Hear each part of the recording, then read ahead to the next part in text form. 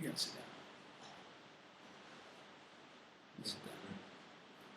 down. Okay. Read on. Revelation 7. Revelations 11.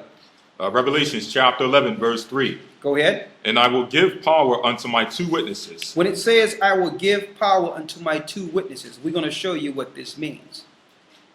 Okay, because John is not only seeing the witnesses in heaven that are actually doing the work from the heavenly realm. He's speaking of those angels who are within heaven doing that, but he's also speaking of the children of Israel, which represents his two witnesses. We're going to prove that too. Read. And they shall prophesy 1,260 days, clothed in sackcloth. They shall prophesy how long?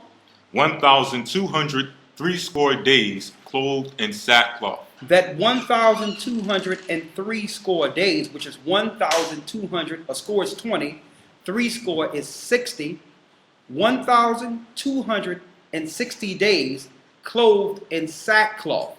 It's the same period of time we're reading of in the first chapter, in the first and second verse that reads the 42 months. So this is the same period in which the Gentiles are destroying the children of Israel. When it says clothed in sackcloth, sackcloth is a form of mourning.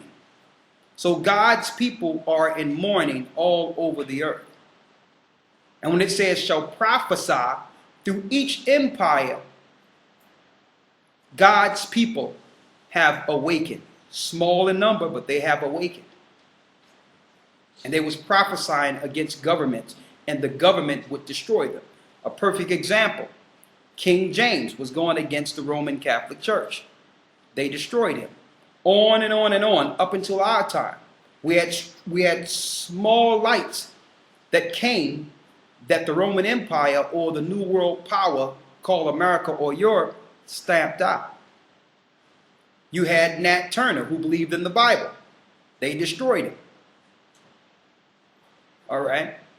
So it was us prophesying since the fall of Christ that was being numbered. That 42 months is the time in which the powers have to rule. That they would set up their new world order to destroy God's people once and for all. That 1,203 score days. Now let's get some precepts for the two candlesticks. First of all, in the court that is without, measure it not, for it is given unto the Gentiles. And I will give power to my two witnesses. Go to Isaiah 43 real quick so we can see who the two witnesses on earth is first. Isaiah 43 and 1. Isaiah chapter 43, verse 1. Go ahead. But now thus saith the Most High Ahiah that created thee, O Jacob, and he that formed thee, O Israel. Fear not, for I have redeemed thee. Jacob and Israel. Okay. If you were in past classes, you will see that the kingdom was split in two. And when you see Israel, it's speaking of the northern kingdom. When it speaks of Jacob and Judah in the Old Testament, it's speaking of the southern kingdom, the kingdom of kings. That's why it says Jacob and Israel, Judah and Israel, which were one kingdom fractioned into two after the sin of Solomon. Let's go down to the 10th verse. Verse 10. Ye are my witnesses. Ye are my what? Ye are my witnesses. Ye are my witnesses. So when it says 1,203 score days clothed in sackcloth, it's showing God's people in a state of mourning and death while the Gentiles are treading over them throughout the four corners of the earth. They are the witnesses that prophesy against the injustices within the earth. Like you see Malcolm X, Martin Luther King. Through all empires, you've seen our people would stand up, and eventually the Roman Empire will kill them and destroy them. The same as they did our Lord and Savior, Christ, whom they tried to kill at birth. And eventually, under the Sanhedrin, which were controlled by Khazars, killed him altogether and hung him on a tree. Okay? Let's go back. Ye are my witnesses. So those are the witnesses within the earth. Let's go back to Revelations 11. Revelations chapter 11, verse 3. And I will give power unto my two witnesses, and they shall prophesy 1,260 days, clothed in sackcloth. That means God's people in a state of mourning. Sackcloth is when you mourning the loss or death of someone. So these people would be destitute, low, while all the Gentile powers who are treading over them are high and celebrating the fall of God's people. So now that God's people are in captivity and destruction, the Gentiles' religions under Satan are promoted throughout the four corners of the earth. Now the Gentiles can come over and convert you into their religion. Why? Because you are in sackcloth. You have lost your identity. You are in a death position. Okay? Finish reading. Verse 4. These are the two olive trees and the two candlesticks before the God of the earth. When it says these, because Israel have two angels, two powers, two witnesses before the throne who are protecting them, and that actually bring forth the will of Israel and Judah. Okay, when you go against them, these angels operate and bring forth death, destruction, fire. They can stop rain. They can do anything at the behest of the two witnesses within the earth, if you're following the Most High. I'm going to prove that. Hold that. And let's get Zechariah, the 4th chapter. So you got your two witnesses which are within the earth, and you got your two witnesses from the heavens who minister to the two witnesses which are within the earth. Just like Elijah. Elijah was prophesying on earth and fire came down from heaven. Who was doing this? The two witnesses which were in heaven.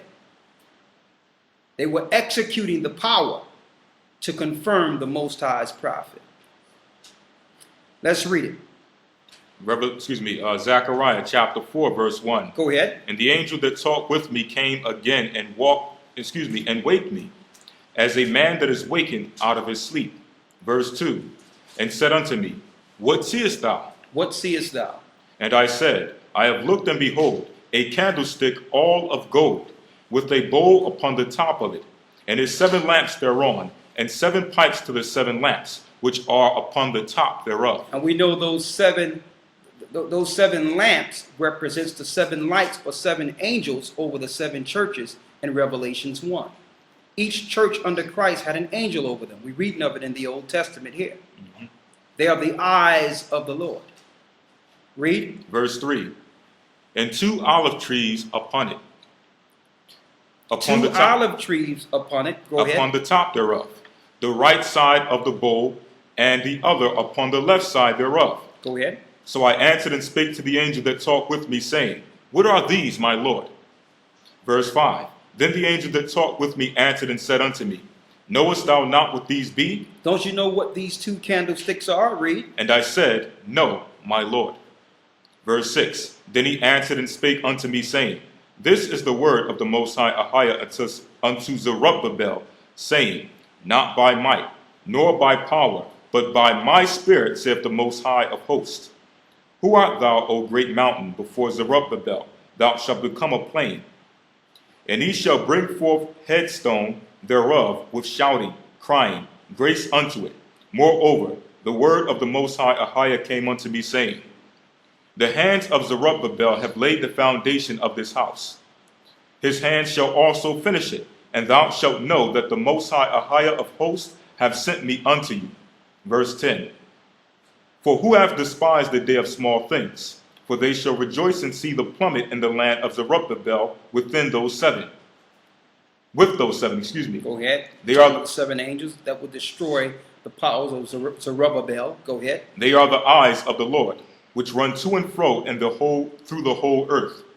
Then answered I and said unto him, What are these 2 olive trees upon the right side of the candlestick, and upon the left side thereof? What are these 2 what? What are these two olive trees upon the right side of the candlestick and upon the left side thereof? What are these two olive trees? Read. Verse 12. And I answered again and said unto him, What be these two olive branches which through the two golden pipes empty the golden oil out themselves? And he answered me and said, Knowest thou not what these be? Do you know what they are? Read. And I said, No, my Lord. Then said he, These are the two anointed ones Two anointed ones that stand by the Most High Ahia of the whole earth. that stand next to the Most High and look down on the earth. Read. Now, as you can see, there's two witnesses in heaven that deals with the earth. These are they that when the prophets speak and when the prophets bring forth any type of word of confirmation, they in the heavenly realm bring it forth. When Elijah spoke, going against the gods who were destroying our people during Elijah's time, and fire came down from heaven. These are they that work from the heavenly realm to bring down the fire. When Moses smote the water and turned it into blood, these are they through the spiritual realm that turned the water to blood. To give you an example of how your prayers go into heaven and the Most High confirmed them with different functions of the heavenly realm. These what the two witnesses in heaven do for the two witnesses which are in the earth that follow Christ. Let's get it. St. Matthew chapter 16 verse 19. Read it. And I will give unto thee the keys of the kingdom of heaven. I will give unto thee the keys to the keys of heaven. And he's given this to Peter.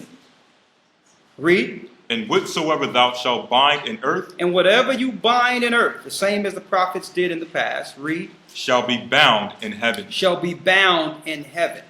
Read. And whatsoever thou shalt loose on earth, and whatever you loose on earth, shall be loosed in heaven. Shall be loosed in heaven. To show you that those under Christ would have access to the throne, and these witnesses and angels of the Lord reacts and show miracles and powers within the earth to confirm that they are prophets or confirm that they are under Christ. So through each empire, the Roman Empire, the satanic Roman Empire we live in today, they have watched our people closely to see who would connect to the heavenly realm within this earth, knowing that their technology they have in this earth won't compete, cannot compete. So they had to separate us from our God. Okay, let's go back to Revelations. Before you go there, let's go into the two candlesticks within the earth also, and the olive trees within the earth. Hold that and get Psalms 52 and 8 and Jeremiah 11 and 16. Because some people look at this and think it's either or, when John is seeing a vision speaking of both. He's speaking of the two candlesticks in heaven, the two olive branches in heaven, and who they represent and who they protect. The two candlesticks and the two olive trees who are within the earth, who are God's people. It's speaking of them working together in Revelations. It's not either or, it's both. Let's go there. Let's read Psalms 52 and 8 first. This is David. Psalms chapter 52 verse 8. Go ahead. But I am like a green olive tree in the house of Ahia. See how David is comparing himself to one of the green olive trees in the house of the Most High? Is he one of the two witnesses who are in heaven? No. But he likened himself like to one of them. Why? Because he was praying to the Most High, and the Most High was using these functions, these angels within heaven, for David to take down the enemies of Israel. And he likened himself like unto one, to show you that it's not just speaking of the angels in heaven, it's speaking of his people too. All right?